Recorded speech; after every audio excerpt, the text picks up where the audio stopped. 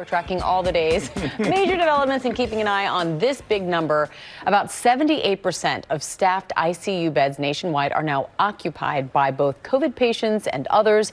Even so, hospital admissions and daily deaths are still notably lower than 1 year ago, with so many people vaccinated and boosted. Well, the issue that we're seeing a lot of now with all these cases going up is shortages in staffing with schools and hospitals in particular. That's right, staff shortages, and we're going to focus on that right now because part of what's putting our healthcare system in jeopardy is that these hospitals have a lot of people out with COVID. So let's take a look at just some headlines with respect to this.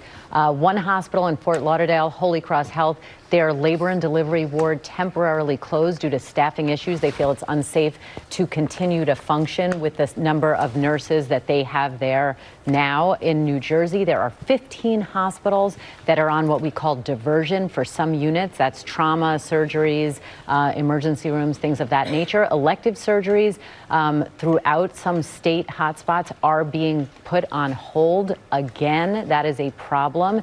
And right here in New York City, 20 to 25% of our EMS force out of work with COVID-19. So this is where we see the ripple effect of this variant. And even though it's more mild, people still have to be out of work, and that's causing its own set of issues. That's right. And then yesterday, the CDC clarified isolation guidance for those who have COVID-19. Tell us about it. Well, let's go through that because you used the word clarified, and we definitely need to put that in air quotes. Many feeling that they just added more confusion to this. They still did not provide an official recommendation for testing out of isolation. They left it as an option. They said, quote, for people who have access or people who, quote, want to test, if they test positive after 5 full days of isolation, they just bought themselves another 5 days of isolation. If they test negative after 5 days, they can leave isolation but continue to wear a mask for 5 full days through day 10 and avoid close contact eating or drinking with others.